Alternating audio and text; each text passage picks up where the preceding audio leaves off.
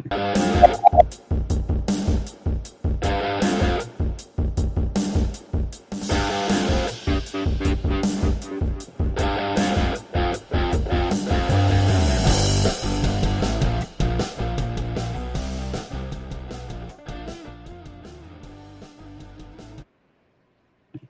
morning, hockey fans. This is Stephen Heisler with HeisHockey.com, the Victorious Hockey Company, and the Junior Hockey Discussion Group on Facebook. You are watching the Junior Hockey Morning Show. Today is Wednesday, August 9th, 2023. You can find us on the World Sports Broadcasting Network, WSBN.TV, Facebook, YouTube, Twitter, probably more this morning. Hope that you are enjoying the second Wednesday of August, getting ready to jump into all the preseason camps. Next thing you know, snow's going to start flying in certain parts of the world, and we'll be rocking and rolling into the season. Before getting into today's topic, Tomas, we got a problem. Allegedly, people are talking about me getting arrested for domestic violence. Tommy, this is what we get. Is that, have I been in jail for beating up my wife or anybody else? No. I haven't hit anybody, punched anybody of any substance in probably 25 years, maybe 30 years. So, no. Have not been arrested for domestic violence or anything else. Just for those that are spreading those kind of rumors, you can talk to us, call me if you want to, talk to my wife. I think, hell, you can talk to my ex-wives. I don't care.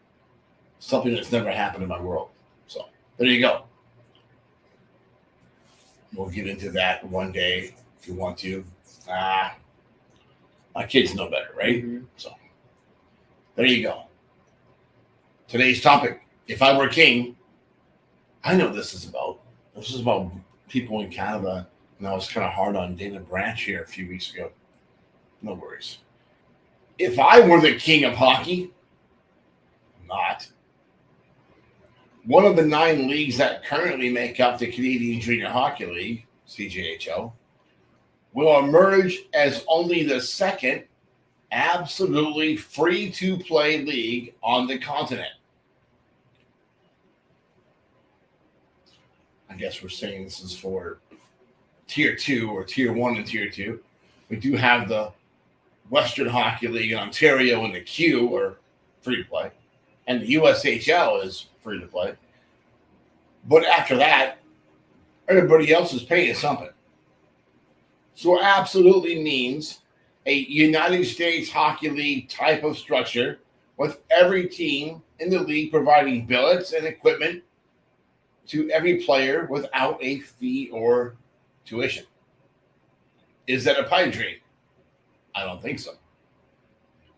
And the really funny thing is that the league that takes this bold step will also find themselves atop the developmental ladder for Canadian prospects hoping to secure an NCAA opportunity. A lot of kids from Canada go to NCAA hockey and probably going to see a lot more sooner than later. But at the college tracking level, which would be the Canadian Junior Hockey League and the BCHL, none of those leagues have been absolutely free to play. They've had teams, various teams coming along and charging some fees within the league. You tell the guy to go away for like 10 minutes. And others are not charging anything at all. In the BCHL, that gulf is huge between Merritt and Penticton. Merritt's charging half a fortune, and Penticton is charging nothing. So the league that steps out from under that platform is the one that's going to absolutely rise to the top of the pool. In the past, the bulk of those opportunities have been gobbled up by prospects from the USHL, North American Hockey League, or BCHL. 85% of all Division I prospects or players are coming out of those three leagues. With the BCHL stepping out from under the sanctioning umbrella of Hockey Canada, and the high likelihood of up to 4 current Alberta Junior Hockey League teams joining the BCHL in 24-25, few of the remaining leagues have managed to remain free to play. Even the BCHL has a number of clubs that's still trying to collect substantial fees from their players in order to offset expenses. I think it's about maybe 6 teams in the BCHL that are charging players for everything. That issue is also the case for all the leagues in Ontario, Quebec, the Atlantic provinces.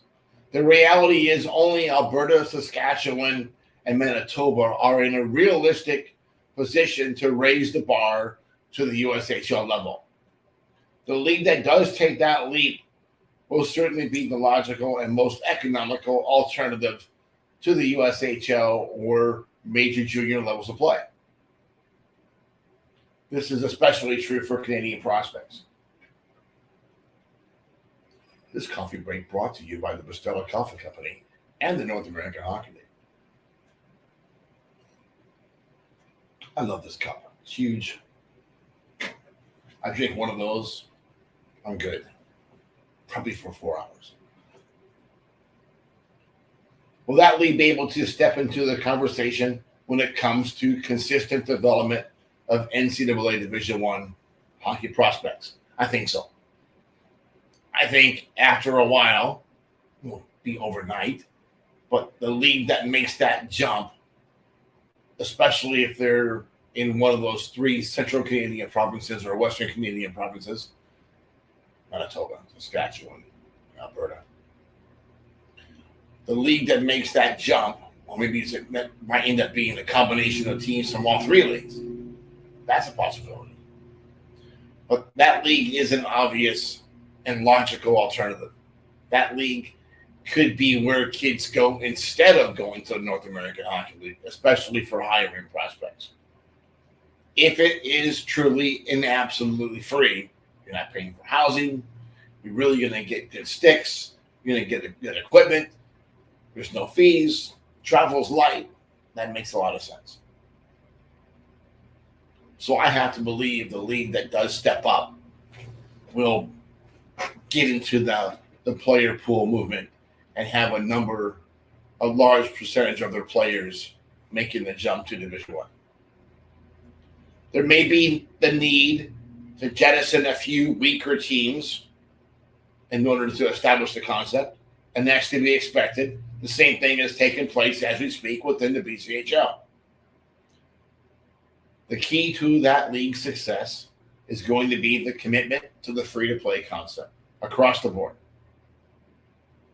With leagues like the North American Hockey League allowing clubs to make a mockery of standards, this is why I get in trouble, Tommy, right here. This is why they don't like me.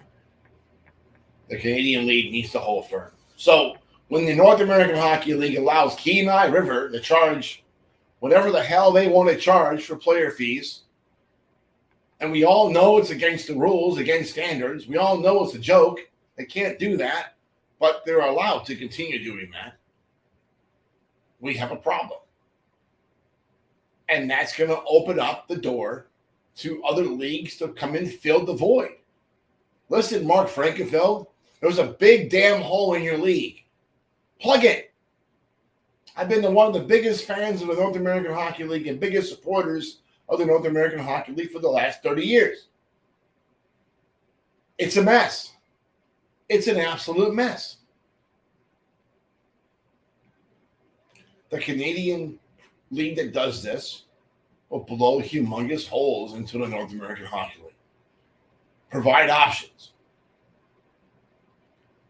You don't have to go to Kenai River. You don't have to go to El Paso. You don't have to go to Danbury.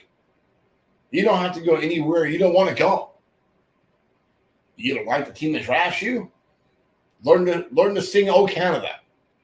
That's what's coming. There will be some backlash. Always backlash. Some will say that it's completely unfair for the CJHL, the Canadian Junior Hockey League, to allow one league to operate at the free-to-play level while the majority of others cannot. The league should expect heavy resistance from CJHL chairman Robert Mazuka. Remember him? From Sudbury?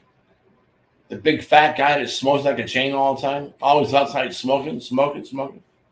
Poor kid, he was frozen. This is a guy that I personally trust about as far as one can toss a 1959 Mercury. That opinion has been cemented for almost a decade.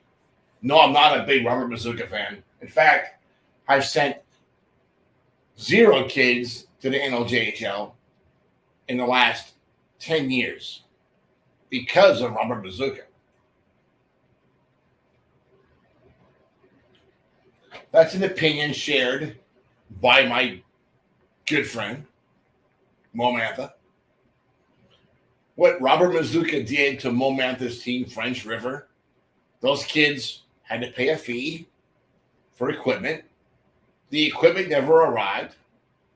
We're getting into the probably second half of the season, and the kids were tired of it. Hey, where's the stuff that we paid for? So they threatened to not play. Robert Mazuka told the kids, if you don't play, you're not going to play anywhere in Canada for the rest of this season or next season. I'm going to suspend you indefinitely so you can't go anywhere else. Wow, Rob. Why not just tell you the owner to give the kids what they paid for? Nope, we're not doing that. Nuts. The real question is this. Will the league tolerate Mazuka's pile of baloney or step out from under the CJHL and just do their own thing? That remains to be seen. The chess match that is junior hockey on this continent continues.